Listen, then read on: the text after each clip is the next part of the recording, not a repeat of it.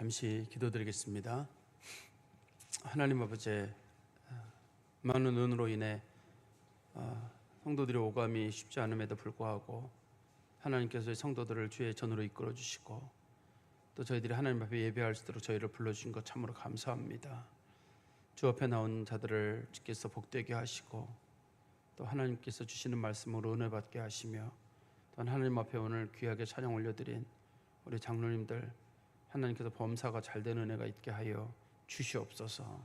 예수 그리스도의 이름으로 기도하옵나이다. 아멘. 오늘 읽었던 사무엘상 9장 15절부터 마지막 절까지 말씀을 통해서 사울과 사무엘의 만남이라고 하는 제목으로 하나님 말씀을 전하겠습니다. 우리 앞부분에 나와 있는 내용을 제가 조금 정리해 드리고 오늘 좀 말씀을 전하겠습니다. 이스라엘 백성들이 사무엘을 찾아와 가지고 왕을 우리에게 세워달라 이렇게 부탁을 했습니다. 직접적인 원인은 뭐 때문이었냐면 사무엘의 아들들이 좀 재판을 할 때 사무엘처럼 정직하게 하지 않고 뇌물을 받고 재판을 하거나 부정한 방법으로 재판을 하는 게 이제 직접적인 원인이었습니다. 자신들이 생각하기에는 왕이 세워지면 그런 일은 없을 것이다. 이건 아마 사사제도의 문제일 것이다라고 사람들이 생각했던 것 같아요. 그런데 사무엘은 얘기하기를 우리 아들들이 잘못한 건 잘못한 문제지만 너희들이 왕을 요구하는 건 크게 잘못한 일이다. 그거는 하나님을 배신하는 일이고 나를 배신하는 일이다. 그렇게 이제 백성들에게 얘기를 했어요. 근데 하나님께서 사무엘에게 말씀하시기를 사무엘아, 이거 너를 배신한 게 아니다. 실제로는 이스라엘 백성들이 나를 배신하는 것이다. 그들이 나를 더 이상 왕으로 삼지 않고 나를 믿지 못하겠다는 거거든요. 나를 믿지 못하고 자신들이 사람을 믿고 사람이 자기들을 구해주기를 바라는 그런 마음 때문에 이 일을 하는 거니까 기분 나빠야 하는 건 너가 아니라 바로 나다. 그러니 너무 마음 아프게 생각하지 마라. 이 주님께 말씀하셨거든요. 또 한 가지 그들이 왕을 원하는 이유 중에 한 가지가 주변에 있는 나라들이 전부 왕이 있는데 전쟁이 일어나면 이스라엘은 지파 공동체잖아요. 12지파로 구성되어 있으니까 이 지파들이 모여서 전쟁을 해야 되거든요. 근데 지휘관이 없어요, 이스라엘은. 그러면 누가 지휘관이 될 것인지 하나님이 감동해서 세워야 되니까 그러지 말고 항상 왕이 있고 왕 밑에 군대를 둬가지고 이 상비군이 나가서 전쟁을 해야 된다, 이런 생각이 있었거든요. 뭐 그들 나름대로는 그게 이유가 될지 모르겠어요. 그래서 그들이 생각하기는 왕이 있으면 우리를 외부의 적으로부터 지켜줄 것이다. 그게 그들이 가지고 있는 또 한 가지 왕을 세워야 되겠다는 그들의 나름대로의 이제 합리적인 이유죠. 근데 하나님께서 사무엘을 통해서 하신 말씀은 뭐냐면 너희들은 왕이 있으면 너희들을 지켜줄 거라고 생각하지만 실제로 왕은 너희들을 박해할 것이다. 너희들이 왕 때문에 많은 것들을 빼앗기게 되고 너희들의 삶이 더 궁핍해질 것이다. 왕을 통해서 얻어지는 것도 있지만 잃는 것도 많게 될 거거든요. 그것도 있을 것이라고 하나님께서 이제 말씀을 하셨거든요.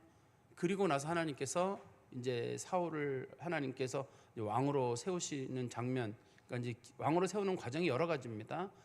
하나님께서 사울이라는 인물의 어떤 인물인지 소개하는 장면이 하나, 오늘 본문에서는 사무엘과 사울이 얘기를 나누는 과정, 그 다음에 다음 본문에서는 사울이 사무엘에게 기름을 붓는 장면. 오늘은 엄밀하게 오늘 본문에서는 사울이 아직까지 왕이 되는 과정은 아니거든요. 그냥 그 소위 뭐라 그럴까요? 왕위 지명자가 되는 거예요. 지명자가 되고 그 다음에 이제 기름을 붓는 과정은 그 다음에 기름을 부어야지만이 이제 좀 공식적으로 왕이 되는 거고 그게 이제 대관식이 이루어지는 거거든요. 성경에서는 사울을 설명할 때 사울이 유력한 집안이었다. 제가 그때도 말씀드렸었는데 유력하다는 말의 뜻이 땅이 많다, 뭐 부유하다 뜻도 있지만 성경에서는 놓고 보면 사울의 가정과 놓고 봤을 때는 군대 장관의 집안이고 또 그의 사촌 아브넬이 마찬가지로 나중에 군대 장관이 되거든요. 군대 장관이 되기 때문에 그 집이 군사적인 어떤 재능도 있는 집이고 또 사울이 여러모로 재주가 많은 사람이고 또 그 외모적인 부분, 요즘 사람들이 말하는 거는 이제 피지컬이라고 하죠. 보통 사람들보다 키가 머리 하나만큼 크다. 그러면 한 20cm 정도 큰 건데 당시 사람들의 키가 어느 정도인지 모르겠습니다만 그래서 사울의 키가 적어도 180, 190 가까이 됐다는 얘기일 거란 말이에요. 상당한 정도의 키가 큰 사람이었기 때문에 누가 봐도 저 사람은 왕이 될 만한 사람이다. 성경이 이제 성경에서 앞부분에서 그걸 설명을 해놨거든요. 그리고 이제 오늘 본문에서는 사무엘하고 이제 사울이 만나는 장면이 있는데 모든 장면이 마치 우연인 것처럼 보여요. 우연인 것처럼 보이는데 하나님께서 이것이 우연이 아니라 하나님께서는 이 모든 과정들을 세심하게 예정하시고 섭리하신 것으로 성경이 설명을 하고 있습니다. 누가 봐도 우연이에요. 뭐 이거 어떻게 저렇게 모든 게 잘 맞아 돌아갈까 할 정도인데 하나님께서는 미리 사울이 오기 전에 사무엘에게 말씀하시고 또 사무엘도 하나님 말씀을 따라서 미리 음식을 준비해 놓고 또 얘기를 나누고 이런 과정들이 있는데 하나님이 하시는 일들은 아주 좀 실수가 없는 이런 뭐 우연하게 만나가지고 사울이랑 사무엘이 만나가지고 야, 너 왕할래? 하나님이 너 왕하려는데 이제부터 왕할래? 뭐 이런 식으로 하는 게 아니라 하나님이 사울을 왕으로 세우는 과정이 상당히 세심해요. 그리고 이게 정보가 새지 않게 하거든요. 그래서 오늘 본문 맨 끝에 보면 사환에게 먼저 가라고 하잖아요. 사환이 같이 있었는 사환을 먼저 보낸단 말이에요. 먼저 보낸다는 얘기는 뭐냐면 사환에게도 정보가 흐르면 안 되는 거예요. 이 사람이 공식적으로 왕이 될 때까지 정보가 흐르게 되면은 사람들이 이 사울이라는 사람의 장점도 단점으로 볼 수가 있고 단점도 장점으로 볼 수가 있어요. 예를 들어서 뒤에 보면 나중에 나오지만 사울이 굉장히 겸손한 사람이에요. 사람들이 전부 왕으로 세우려고 할 때 사울이 그 수레 뒤에 숨어 있는 장면이 나오거든요. 성경에서는 그것을 사울의 겸손이라고 설명을 해요. 근데 어떤 사람은 그거를 부정적으로 보면 아유 저 사람 겁 많은 사람이야 이런 식으로 몰아버리면 그 사람 겁 많은 사람으로 취급돼서 저런 사람이 무슨 왕이 되냐고 할 거예요. 사람들은요.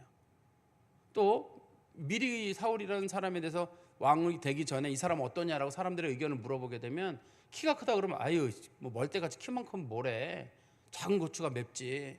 또 키 큰 걸 흉으로 삼아가지고 아유 키 큰 사람들은 안 돼 이런 식으로 또 얘기를 할 거고 또 키가 작으면 키도 작은 게 무슨 뭐 왕이 된다 그러는 거 이런 식으로 또 얘기를 할 거고 또 집안이 좋으면은 아이고 저 요즘 표현으로는 뭐 금수저 단 사람이 어려운 사람 마음을 이해하겠어 이렇게 얘기할 거고 생활이 아주 어려운 사람을 또 왕으로 세우면 저 사람은 너무 어렵게 살아서 자기 돈을 챙길 거야 이런 식으로 또 사람들이 요즘 소설을 쓰는 일이 생기게 되거든요.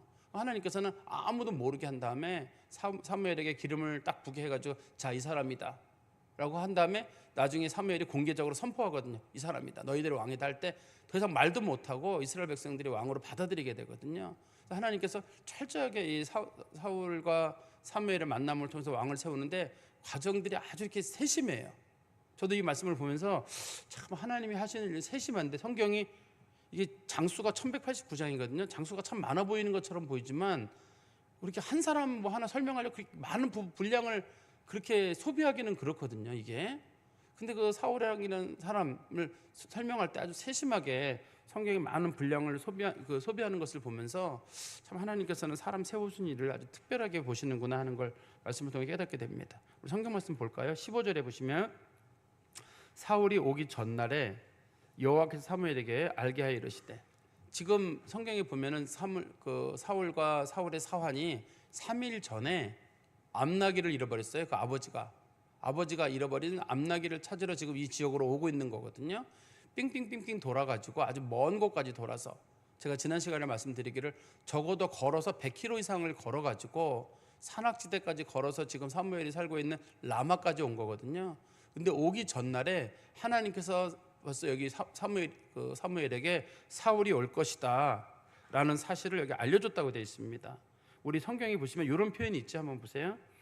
사울이 오기 전날에 여호와께서 사무엘에게 알게 하여 이르시되 이런 표현이 있잖아요. 요 히브리어에는 표현들이 특별한 표현들이 간혹 있어요. 여기서 알게 하여란 말의 뜻은 하나님께서 계시해 주셨다는 뜻이에요. 근데 우리나라 말에 계시해 줬다는 건 하나님이 보여줬다 뭐 이런 뜻이잖아요 일반적으로. 그렇지만 여기서는 그런 말이라기보다는 하나님께서 사무엘에게 마치 귀에다가 무슨 얘기를 하듯이 사무엘아 내일 이맘때쯤에 사울이라는 사람이 올 건데 그 사람이 외모는 이렇게 생겼고 저렇게 생겼고 이렇게 준비해라 그런 거를 마치 귀에다가 얘기하듯이 했다 그런 뜻으로 사용될 때 사용되는 표현이에요. 그러니까 아주 상세하게.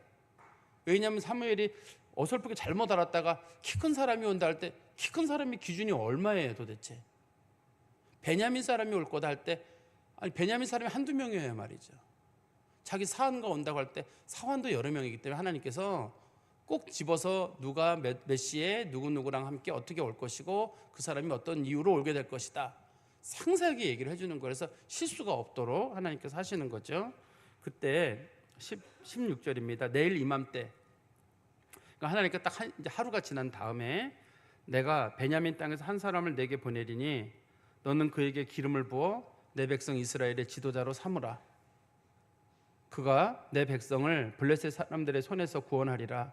내 백성의 부르짖음이 내게 상달되었으므로 내가 그들을 돌보았노라 하셨더니, 여기 보면 지금 하나님 말씀하신 게 몇 가지가 나눠지죠. 우리가 좀 분석해서 보면 내일 이맘때에 베냐민 사람이 올 것이다 여기에. 그런데 그냥 오는 게 아니라 하나님께서 보낸다라고 돼 있잖아요. 보세요. 베냐민 땅에서 한 사람을 내게로 보낸다, 이런 뜻이 있단 말이에요. 우리가 신약에서는 이런 게 하나님이 보낸 사람을 우리는 사도라고 일반적으로 불러요. 근데 구약 성경에서는 하나님이 세우는 사람이란 뜻이에요.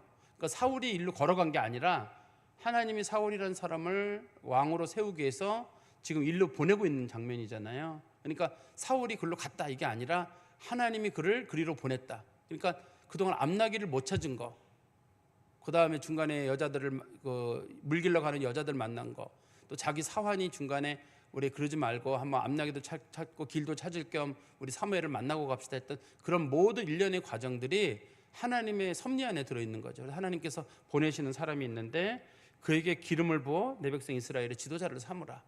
기름을 붓는다는 말의 뜻은 성경에서는 두 가지 뜻이 있어요. 하나는 어떤 일을 하도록 임명하다, 이런 뜻이 있어요. 기름을 붓다는 말의 뜻이 히브리어로 메시아입니다. 이게 메시아라고 되어 있는데 뭐 여기서 의미를 넣어가지고 이 사람은 메시아다 이런 식으로 하는 건 아니에요. 기름을 붓다는 말이 다 메시아입니다. 성경에서는.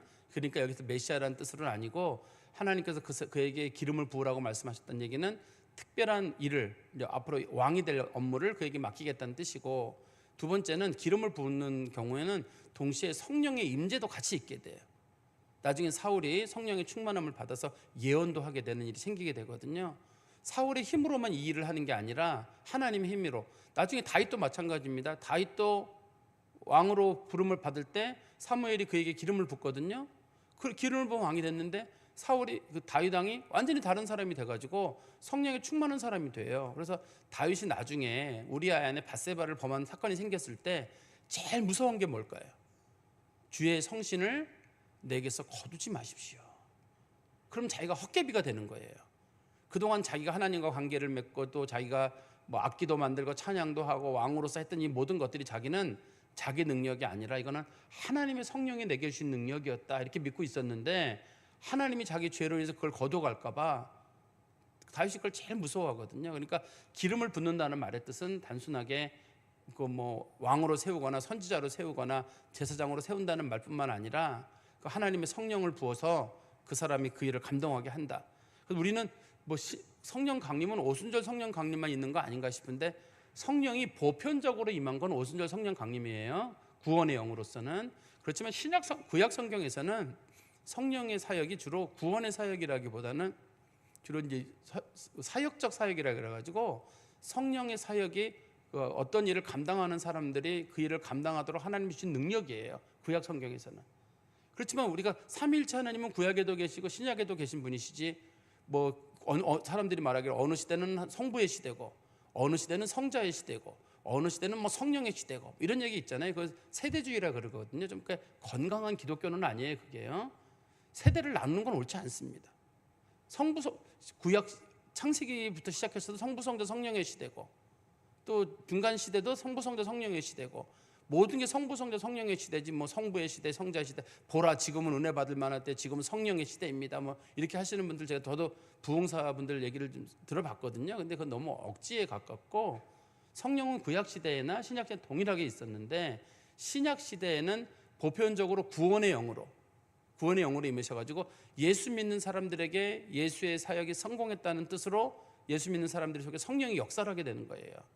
그러면 신약 시대에는 성령이 은사나 능력으로 임하지 않느냐? 임하는 경우가 있어요. 신약 시대에도 구원의 영으로도 임하지만 능력으로만 임하는 경우가 있어요. 그래서 성경에서도 뭐라고 말하냐면 너희들이 도리어 하나님의 일을 행하고 버림을 받을까 두려워하라, 이런 표현이 종종 등장하거든요. 왜 그런 말이 나오냐면 예수 믿는 사람이 지옥 간다는 뜻이 아니라 어떤 사람들은 능력을 받았어요. 병 고치는 은사도 있고 또 그 사람은 복음을 전하는 일도 있는데 하나님의 구원과 상관없는 사람이 있어요. 이게요. 그냥 능력만 받은 경우예요. 이거를 성령의 사역적 사역과 우리가 구속적 사역이라고 부르거든요. 그런 일이 있는데 여기 본문에서 말하는 그 사울에게 기름 부을 때 임하는 건 성령의 사역적 사역입니다. 일반적으로. 그렇다고 뭐 사울이 구원을 받았다거나 안 받았거나 뭐 그런 얘기를 여기서 논하는 부분은 아닙니다. 어떻든 간에 그래서 이스라엘 백성들의 지도자가 되게 되는데요. 여기서 지도자라는 말의 뜻은 사울 왕이 이제 서서히 이스라엘 백성들의 지도자가 되는데, 그 사무엘은 원래 사사잖아요. 재판하는 게 주요 업무거든요. 그리고 이스라엘 백성들도 사무엘에게 찾아와가지고 사울을 세울 때 재판을 하는 왕으로 세워달라고 했어요, 원래. 근데 오늘 본문에서는 지도자로 삼으라는 말의 뜻은 군대 장관이라는 뜻이에요. 적으로부터 우리를 지켜달라고 할 때 그런 사람인데, 이스라엘 백성의 지도자란 말은 왕이라고 부르지 않고 지도자라고 부르잖아요. 여기서는 왕이라는 말을 쓰지 않고 지도자라고 부르는 이유는 그가 블레셋 사람들의 공격으로부터 이스라엘 백성들을 지켜줄 것이다. 그 뒤에 나와 있는 귀절 때문에 그래요.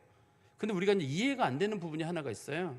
맨 끝에 보시면 내 백성의 부르짖음이 내게 상달되었으므로 내가 그들을 돌보았노라 하셨더니, 백성들이 부르짖음이 뭐였냐면 왕을 달라는 거였어요. 근데 하나님은 그걸 뭐로 받아들였냐면 나를 배신하는 거라고 받아들였어요. 저들이 저것은 나를 버리는 거라고 했거든요. 근데 하나님께서 그들이 부르짖었는데 그 부르짖음을 들으시고 그들을 돌보셨다는 말은 불쌍히 여겨가지고 그들의 소원을 들어줬다는 뜻이에요. 이게요. 우리가 원래 알기로는 정욕대로 구하고 그런 건 원래 좀 안 되는 걸로 알고 있고, 이렇게 보면 이스라엘 백성들이 하나님께 우리가 왕을 주세요라고 하면 하나님께서 아유 저것들은 나쁜 짓 한다 그래 벌을 줘야 되잖아요. 근데 하나님은 그렇지 않으시고 이스라엘 백성들이 지금 잘못 구하고 있음에도 불구하고 그들을 측은히 여기는 마음이 여기에 들어있어요. 그들을 측은히 여기셔가지고 그들에게 하나님께서 저들이 아무것도 모르고 하지만 내가 저거 잘 챙겨줘야 되겠다. 우리가 이제 어른의 마음이 될 수가 있고 또 좀 성숙한 사람들의 마음에서 보면은 막 사람들이 떼쓰고 말도 안 되는 거 할 때도 잘 챙겨주면서도 또 다른 방안을 마련할 수 있잖아요.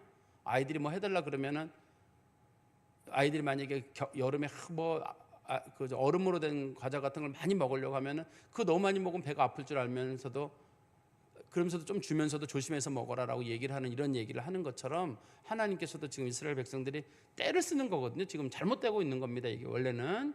근데도 하나님께서 그들에게 은혜를 베푸시는 것은 하나님께서 그들을 측은히 여기는 마음이 있어가지고 하나님께서 그들에게 너그러운 마음으로 은혜를 베푸시는 거예요.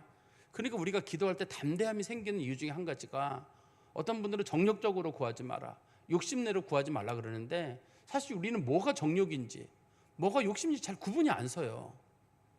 뭐가 정욕대로 구하는 거냐면 남이 기도하는 건 다 정욕대로 구하는 거예요. 내가 구하는 건 제대로 구하는 거라고 생각하는 수가 있어요. 우리가. 그래서 누가 뭐 기도하면 아유 저 사람은 꼭 저렇게 기도해. 내가 기도하는 건 안 그런 것 같은데, 근데 우리도 정욕대로 구할 때가 많이 있고 또 우리가 욕심에 이끌리는 기도를 할 때가 많이 있지만, 그래도 우리가 그런 기도 가운데도 우리가 용기를 얻는 건 하나님께서는 알아서 정리하시거든요. 하나님께서 알아서 정리하신다는 그런 믿음이 있기 때문에 기도 가운데 우리가 크게 낙심하지 않는 것도 그것 때문이 아닌가 하는 생각이 듭니다. 우리 성경 말씀 하나 볼까요? 마태복음 5장에 보시면 5장 38절부터 마태복음 5장 38절부터 44절인데요. 좀 길긴 한데 제가 45절까지 읽어드리겠습니다. 마태복음 5장 38절에서 45절입니다. 또 눈은 눈으로 이는 이로 갚으라 하였다는 것을 너희가 들었으나 나는 너희에게 이르노니 악한 자를 대적하지 말라. 누구든지 내 오른뺨을 치거든 왼뺨도 돌려대며 또 너를 고발하여 속옷을 가지고자 하는 자에게 겉옷까지 가지게 하며 또 누구든지 너로 억지로 오리를 가게 하거든 그 사람과 심리를 동행하고 내게 구하는 자에게 꾸며 주며 내게 꾸고자 하는 자에게 거절하지 말라. 또 내 이웃을 사랑하고 원수를 미워하라 하였다는 것을 너희가 들었으나 나는 너희에게 이르노니 너희 원수를 사랑하며 너희를 박해하는 자를 위해 기도하라. 이같이 한즉 하늘에 계신 너희 아버지의 아들이 되리니 이는 하나님이 그 해를 악인과 선인에게 비추시며 비를 의로운 자와 불의한 자에게 내리심이라. 제가 이 말씀을 읽은 건 뭐냐면, 하나님께서는 아무리 악한 사람이라고 해도 그들에게는 비를 안 주시는 게 아니에요. 그들에게도 비를 주시고, 오늘 눈이 많이 내렸는데 눈을 신앙 좋은 사람들에게만 눈을 내리고 신앙 나쁜 사람의 눈을 안 내리고 이런 것도 아니잖아요. 하나님께서는 잘못 사는 사람들에 대해서도 너그러움을 보이시는 것처럼 하나님께서 원수를 사랑하라고 하는 것도 그런 거예요. 나랑 친한 사람만 그러지 말고 하나님이 모든 사람들에게 너그러움을 드러내듯이 우리도 너그러움을 드러내라고 하시는 거거든요. 오늘 본문의 말씀이 그런 내용이잖아요. 아까 읽었던 우리 사무엘과 관련된 내용에 대해서 우리 다시 아까 17절에 16절에 나와 있던 부분이 이스라엘 백성들이 분명히 잘못했음에도 불구하고 하나님이 너그러움을 보이시는 겁니다. 그리고 17절입니다. 사무엘상 9장 17절. 사무엘이 사울을 볼 때 여호와께서 그에게 이르시되 보라 이는 내가 네게 말한 사람이니 이가 내 백성을 다스리리라 하시니라. 다시 한번 하나님께서 사무엘에게 확답을 주는 거예요. 확답을 주시기를 이 사람이다. 확답을 주신다는 얘기는 이제 사무엘이 헷갈릴 일이 없는, 사무엘이 나이가 많다고 되어 있잖아요. 성경에 보면요. 제가 그때도 말씀드렸는데 사무엘이 얼마나 나이가 많은지는 모르는데 사무엘에게 나이가 많다는 표현이 엘리가 나이가 많다는 표현하고 비슷하게 사용되는 걸 보면 엘리가 98세에 죽었거든요. 그러니까 사무엘도 상당히 나이가 많기 때문에 여러 가지 어떤 인지적인 문제가 있을 수 있으니까 하나님께서 사무엘에게 다시 한번 알려주는 거거든요. 여기 이 사람이 왕이다라고 말씀을 해주시는 겁니다. 그리고 18절에 사울이 성문 안 사무엘에게 나아가 이르되 선견자의 집이 어디인지 청하건대 내게 가르치소서 하니, 성문 안 이런 표현 있잖아요. 이것도 잘 들어주세요. 이게 우리가 생각할 때는 사울 왕이 성문 밖에 있다가 성문 안으로 들어갔구나 이렇게 우리 요 정도만 이해를 하는데, 성경에서 성문 안이란 말의 뜻은 사람들이 모여서 대화를 나누는 장소라는 뜻도 있고 재판정이라는 뜻도 있어요. 성경에서는 재판이 이루어지는 곳은 항상 성문 안 혹은 성문 위에 있는 망루 같은 데 재판이 이루어지거든요. 여기가 사무엘의 사무실이 있는 곳이에요.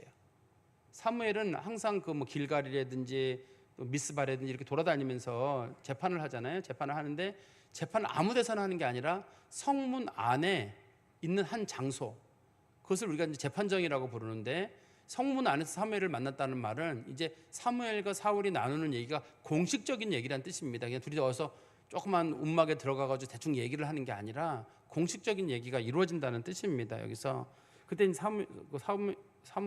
사울이 사무엘에게 물어보기를 선견자가 어디 있느냐. 우리가 지난 시간에 봤는데 선견자란 말은 옛날에 사용하던 말이고 선지자란 말은 나중에 생긴 말이에요. 성경에서 보통 학자들이 얘기하기를 선지자란 말은 한 8, 9세기쯤에 생겼다고 봐요, 일반적으로. 그 다음에 이제 선지자란 말은 그 전에 사용됐던 말이거든요. 이 말이 그렇기 때문에 선견자란 말과 선지자란 말의 뜻이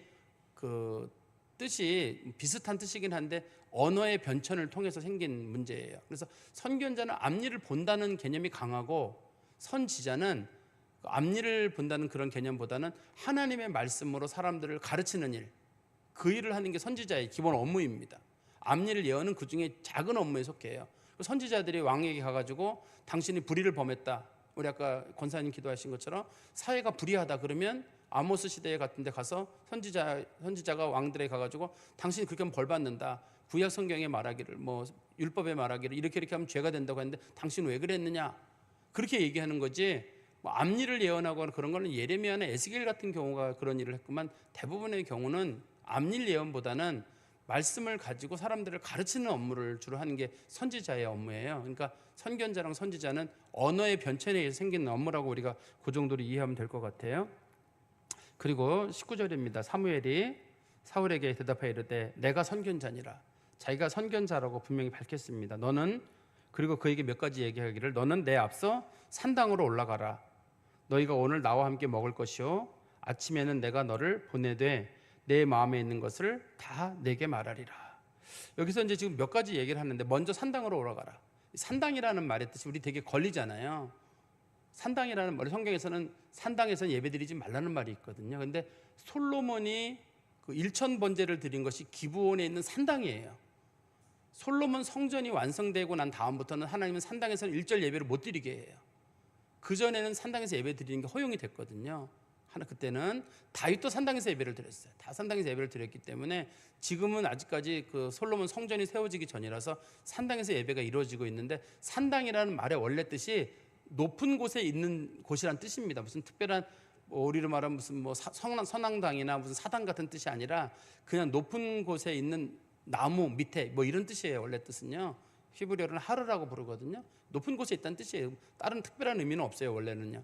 그러니까 산당이란 말에 높은 곳인데 그곳에 너희들이 먼저 올라가라. 거기서 이제 제사를 드리는 곳이었기 때문에 그런 거죠. 그리고 나서 두 번째는 오늘 나와 함께 밥을 먹을 것이다. 밥 먹을 일이 있을 것이고 이것도 준비가 된 것이고, 그 다음에 아침에는 내가 너를 보내되 내 마음에 있는 것을 다 내게 말하리라. 이거 성경 말씀 잘 보세요. 우리나라 말로 이게 어떻게 들리냐면 내 마음 속에 있는 것을 내게 말하리라, 이렇게 우리말에 들려요 이게. 근데 여기서는 뭐라고 되어 있냐면 내 마음에 있는 것을 내게 말하리라. 내가 마음속에 진짜 궁금해하는 거, 그거를 내가 내일 아침에 너에게 얘기를 해줄 것이다, 이런 뜻이에요. 그죠? 우리는 생각할 때 내가 내 속에 있는 얘기를 내일 아침에 너한테 얘기를 해줄게, 이런 뜻이 아니라 내가 궁금해하는 것을 내가 내일 너에게 얘기를 해줄게, 이렇게 얘기를 하는 거거든요. 그런데 이 본문에서는 사실 사무엘이 기다리지 않고 얘기를 합니다. 우리 20절에 보세요. 사흘 전에 이른 내 암나기를 염려하지 말라 찾았느니라. 이게 이제 사울의 마음속에 들어있던 첫 번째 궁금한 거예요. 개인적인 거. 아, 이거 암나기를 찾아야 되는데 이거 어떡하지? 이거 여러 마리가 나갔는데 아버지 걱정할 텐데. 암나기 찾았으니까 걱정하지 마라. 사울의 마음속에 있는 걸 얘기를 해줬죠. 첫 번째. 두 번째가 뭐냐면 이스라엘이 사모하는 자가 누구냐? 너와 내 아버지 온 집안이 아니냐? 이스라엘이 사모한다는 건 이스라엘 백성들이 지금 간절히 기다리는 게 왕이에요. 지금 너희들이 너가 왕을 기다리지 않느냐? 너와 너의 아버지 집에서 왕이 나올 것이다. 다른 말로 내가 왕이 될 것이다, 이런 뜻이에요. 그러니까 두 가지가 궁금했는데, 하나는 암나기 잃어버린 거 찾는 게 문제였고, 사울왕뿐만 아니라 당시에 많은 사람들도 마찬가지로 똑같이 관심사항이 뭐였냐면 도대체 하나님은 왕을 우리에게 언제 세워줄 것인가. 근데 사울도 마찬가지로 왕이 세워지기를 간절히 바라고 있었거든요. 자기가 세워진다는 생각은 하지 못했고 꼭 왕이 세워져야 되는데 했는데 하나님께서 말씀하시기를 내가 왕이 될 것이다. 그러니까 두 가지 답을 사무엘은 원래 늦게 준다고 했는데 미리 왕이 될 거라는 얘기를 이제 미리 거기서 해준 거죠. 그래가지고 이제 여기 사무엘은 거기서 그 얘기를 해줌으로 인해 사울이 그 답을 얻게 됩니다. 그러니까 하나님께서는 일을 하시기 전에 미리 다 이렇게 보니까 선지자에게 말을 하고 일을 하시잖아요. 그죠? 하나님께서 그냥 말씀하시면 되는데, 우리 아모스서 3장 7절 보시겠어요? 아모스서 3장 7절에 보시면 주 여호와께서는 자기의 비밀을 그종 선지자에게 보이지 아니하시고는 결코 행하심이 없으시리라, 이런 표현이 있습니다. 다시 읽어드릴까요? 아모스 3장 7절입니다. 주 여호와께서는 자기의 비밀을 그종 선지자에게 보이지 아니하시고는 결코 행하심이 없으시리라. 무슨 뜻이냐면 원래 그 하나님께서 어디 나라가 망한다고 할 때 그냥 망하게 하시는 일은 없어요. 다 선지자를 통해서 여러 번 경고하시고 말씀하시고 나서 그 일을 하는 것이죠. 근데 오늘날도 우리가 선지자의 역할을 하는 게 주로 이제 목회자들이에요. 주로 목회자들이 선지자 역할을 한다고 할 때 우리가 하나님 말씀을 가지고 시대가 위험합니다 할 때 사람들이 아니 하나님이 직접 말씀하시면 내가 듣겠지만 아니 목사님이 무슨 하나님도 아니고 목사님이 말하는 거 내가 무슨 관심이 있느냐.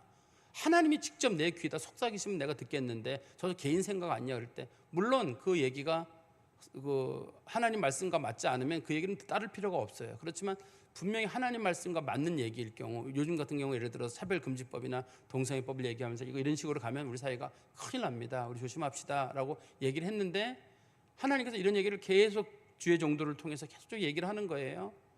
그러고 난 다음에 사람들이 이 나라가 망할 때가 돼가지고 우리에게 왜 이런 얘기를 하나님 안 해줬냐 그러면 하나님께서 내가 얼마나 여러 차례 얘기를 했느냐, 여러 차례 경고를 하지 않았느냐. 그때 목사님이 세게 하지 않았다고. 그 신목사도 얘기를 했지만 다른 사람들도 얘기를 하고 또 많은 목회자들이 모여서 기도회도 하고 이건 안 되는 얘기라고 몇 번 얘기하지 않았느냐. 이런 식으로 하나님께서는 사람들이 핑계하지 못하도록 항상 미리미리 다 준비하도록 하나님은 일을 하시거든요. 하나님께서는. 근데 오늘 본문과 연결해서 보면은 하나님께서는 그 사울왕에게 직접 말씀하시기 전에 미리 다 사무엘을 통해 가지고 미리 얘기를 하시게 돼요. 미리 얘기를 하시는 이유는 왜 그러냐면 나중에 이 사무엘이 한 얘기를 사울이 듣고 가다가 야 이게 진짜야, 맞아, 내가 잘못 들었나? 지금 3일 동안 음식도 제대로 못 먹은 상황이잖아요. 내가 피곤해서 잘못 들었나? 또 사환이 같이 들었으면 사환하고 서로 얘기를 나눌 텐데 사환은 못 듣게 하고 혼자만 듣게 했거든요. 잘못 들었나? 네가 왕이 될 거야 그랬는데 네가 윙이 될 거야 그랬는데 내가 왕을 잘못 들었나? 이렇게 또 오해를 하고 이런 일이 생길 수 있을 거 아니에요. 그래서 하나님께서 아예 여기서 얘기를 해주시고 뒤에 가가지고는 우리 나중에 10장에 보면은 사무엘이 얘기를 합니다. 하나님께서 말씀하시기를 이러이러한 일들이 있을 것인데 네가 정 안 믿어지거든 그런 걸 자세히 듣고 그리고 믿어라 하고 이제 자기가 한 말이 사실인 걸 입증할 만한 몇 가지 얘기들을 거기 해주게 되는 게 나중에 10장에 보면 나옵니다. 그 본문에서는요. 우리 그리고 성경 말씀 다시 21절에 가보시면 사울이 대답하여 이르되 나는 이스라엘 지파의 가장 작은 지파 베냐민 사람이 아니니까. 베냐민 지파가 가장 작은 지파라고 말하는 이유는 실제로도 베냐민 지파가 작은 지파예요. 우리 사사기 20장하고 21장에 보면 그 어떤 사건이 있으면 에브라임에서 레위인의 첩이 강간 사건으로 죽은 사건이 있었거든요. 그래서 그때 베냐민 지파랑 이스라엘 12지파가 싸움이 있었는데 그 싸움을 통해 가지고 베냐민 지파가 전멸하고 600명만 살아남았어요. 당시에 600명은 살아남았기 때문에 베냐민 지파가 모든 지파 중에 사람이 제일 적어요. 지금 사무엘 이 기록이 그 사사기 그 사건하고 한 100여 년밖에 차이가 안 나거든요. 차이가 안 나기 때문에 아무리 인구가 많이 생긴다고 하더라도 그 베냐민 지파는 인구가 적을 수밖에 없어요. 비천한 지파라고 하는 게 그런 뜻이고, 두 번째는 베냐민 지파 사람들에 대한 적대감이 있어요. 또 성경 말씀 뒤에 보세요. 21절 뒤에 보시면 또 나의 가족은 베냐민 지파 모든 가족 중에 가장 미약하지 아니하니까 당신이 어찌하여 내게 이같이 말씀하시나이까. 또 뒤에도 가면 나중에 사무엘이 사울왕을 세울 때 그의 가문을 소개하는데 사람들이 그의 가문을 몰라요. 여러분들이 나중에 사무엘의 그 가문을 한번 찾아보세요. 역대기랑 사무엘이랑 여러 가지 족보를 확인해 보잖아요. 사울왕의 족보가 성경에 4번 정도 나오거든요. 다 달라요. 다 다르다는 말은 무슨 뜻이냐면 이 족보, 성경은 원래 정확하게 기록이 돼야 되는데 기록하는 사람들이 도대체 사울왕의 족보가 어떻게 된 거예요라는 게 헷갈리나 봐요. 다 달라요. 저도 4개 놓고 제가 비교를 한번 해봤는데 다 달라요. 다 달라가지고 이 사람이 그 군사적으로는 유력한 사람인지는 모르지만 그 집안인 자체가 그렇게 저걸 하지 않았구나. 그리고 이 집안 내에 아마 사람들의 사망 사건이 있고 그래가지고 베냐민 지파가 그래서 이게 좀 족보가 중간에 단절된 사건이 있었나 보다. 우리가 이제 이렇게 좀 이해할 수 있을 텐데, 일단은 간에 그 베냐민 지파가 적은 게 맞고요. 두 번째는 이미 그 베냐민 지파가 워낙 그 고집을 피우다가 이스라엘 지파랑 큰 싸움이 있었기 때문에 11지파랑 싸움이 있었기 때문에 이스라엘 지파 내에서도 베냐민 지파 내에 대해서는 안 좋은 마음이 있어요. 우리 생각하기를 사울에서 다윗으로 바뀌면 왕이 한 명이 바뀐 거로 생각하지만 이렇게 바뀌는 거예요. 베냐민 지파 사람이 유다 지파 사람으로 왕이 바뀌는 겁니다. 그러면 이제는 모든 정치의 권한이 유다 지파 사람이 갖는 거예요. 과거에는 베냐민 지파 사람이 가졌거든요. 그래서 다윗이 왕이 되잖아요. 그러면 베냐민 지파 사람들이 계속적으로 야당 역할을 해요. 다윗을 공격하게 됩니다. 신무리 같은 경우가 그런 경우 사람인데 계속적으로 다윗을 괴롭혀요. 그리고 다윗이 유다 지파 사람들도 이제는 베냐민 지파 사람들을 다 쓸어내야 된다, 숙청을 해야 된다는 얘기가 나오는데 다윗이 그걸 안 하거든요.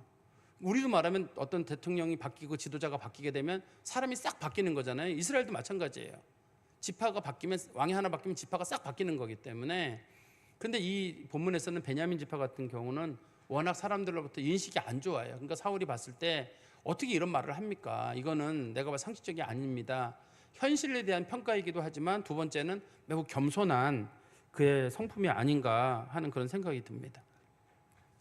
그리고 22절에 보시면 사무엘이 사울과 그의 사환을 인도하여 객실로 들어가서 이제는 객실로 들어간 겁니다. 이제 여기서 뭐 중요한 얘기들을 안 나누는데 주로 밥만 먹는데요. 사무엘이 사울과 그의 사환을, 이 사환은 제가 지난번에 말씀드렸었는데 종이 아닙니다. 여기서 종이 아닌 이유는 사환이 지금 음식 먹으러 같이 들어가거든요. 종이었으면 여기 음식 먹으러 같이 안 들어와요. 안 들어오는데 종이 아니기 때문에 음식 먹으러 같이 그 자리까지, 사환은 주로 친구 역할을 하는 그런 사람입니다. 객실로 들어가서 청환자 중 상석에 앉게 하였는데 객은 30명 가량이었더라. 사람들이 상당히 충격적이었을 거예요. 아니, 이 사람이 누군데 갑자기 상석에 앉지? 30명은 항상 이 사무엘과 함께 음식을 나누던 그 지역의 유지들이었을 거거든요. 근데 갑자기 사무엘이 사울을 데려와가지고 사울하고 그 사환을 세워놓고 저 사람들 제 윗자리에 앉으라. 그러면 제일 높은 사람이라는 뜻이잖아요.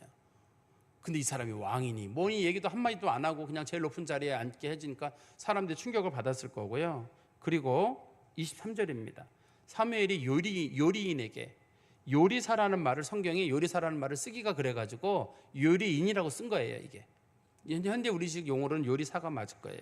사무엘이 요리사에게 이르되 내가 내게 주며 내게 두라고 한 그 부분을 가져와라.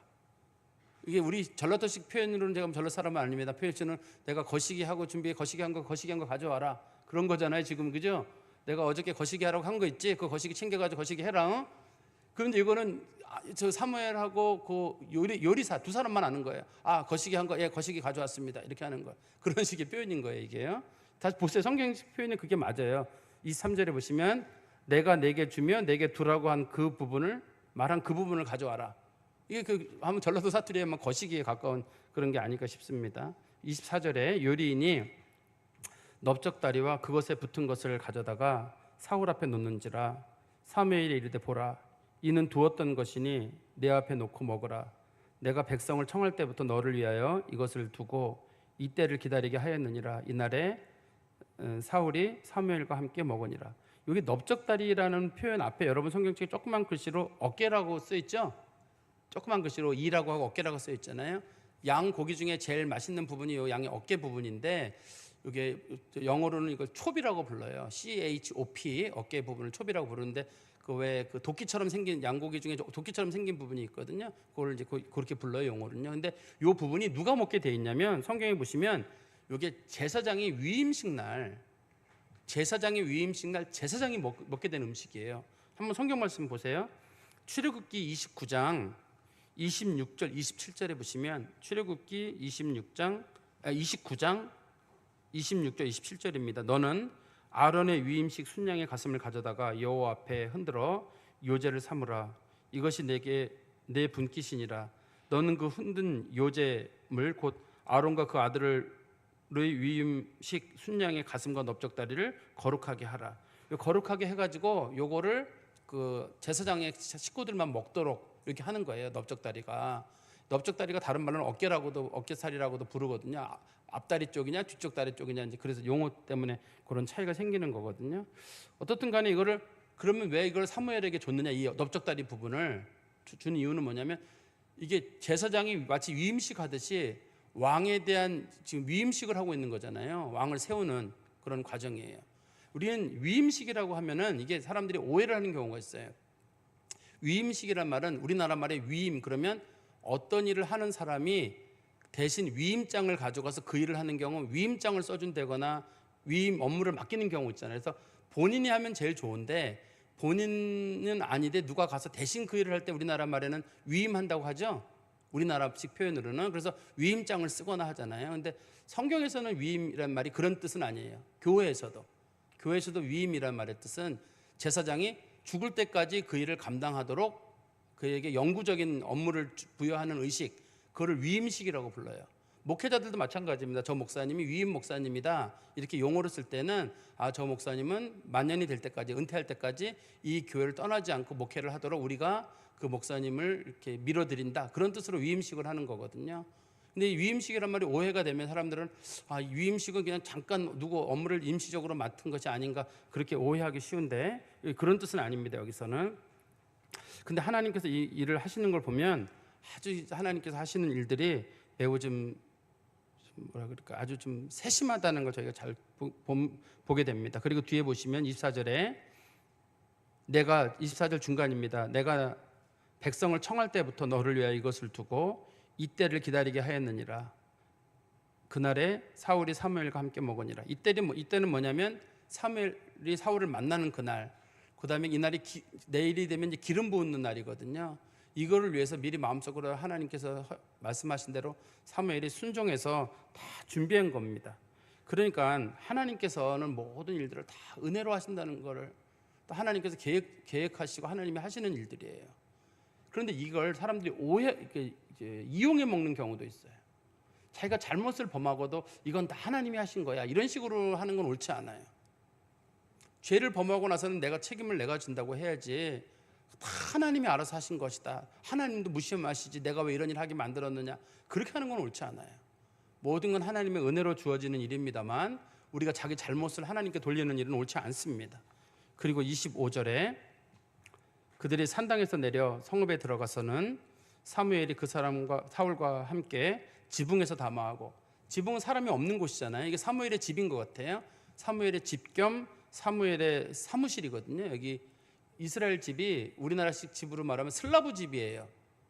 우리나라 집처럼 슬라브 집으로 돼 있어가지고 진흙으로 평평하게 만들어가지고 그 위에 사람이 머물도록, 이제 간혹 그 중에서 좀 생활이 나은 사람들은 거기다 다락방을 넣는 경우도 있어요.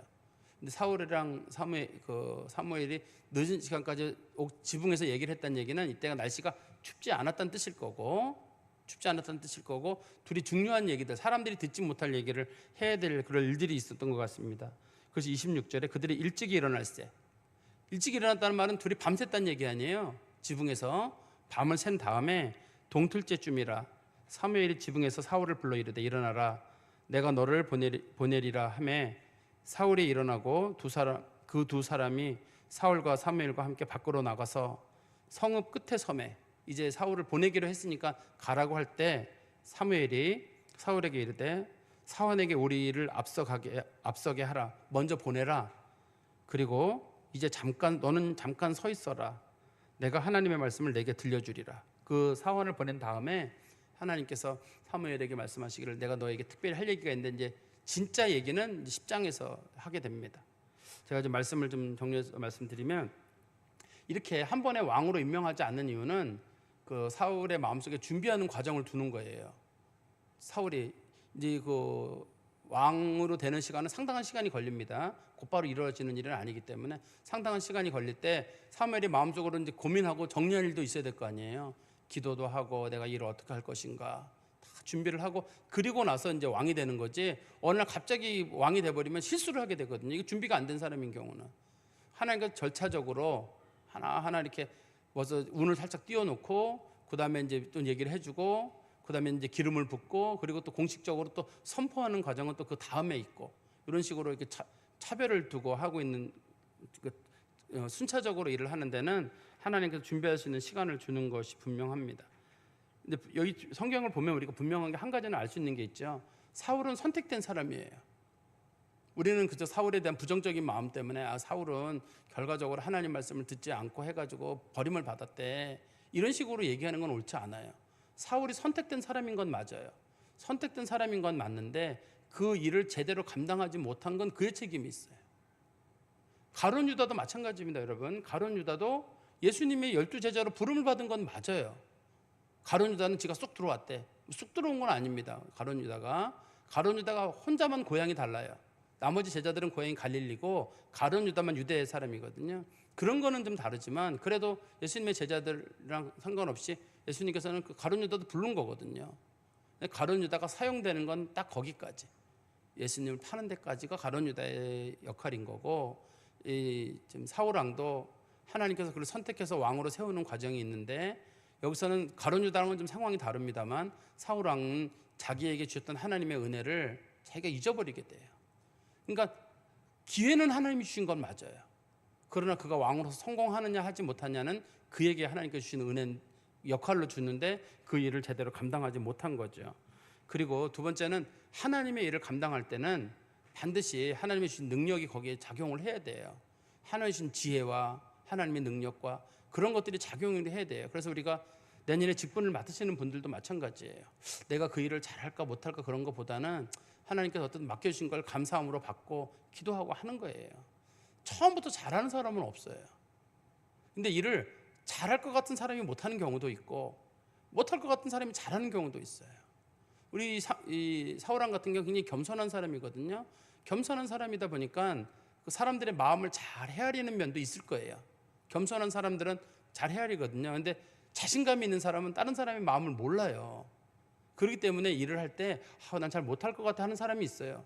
그 사람이 또 잘하는 경우가 있고, 난 자신 있어 하는 사람들이 있는데 그 사람은 주변을 못 돌아보는 일이 생기거든요. 그러니까 우리 중에는 자신감, 나 한번 해보겠다는 분도 계실 거고 어떡할까 걱정하시는 분도 있을 텐데, 뭐 그런 하나님 맡기신 일이니까 그냥 기도하는 가운데 성실하게 감당했으면 하는 그런 바람이 있습니다.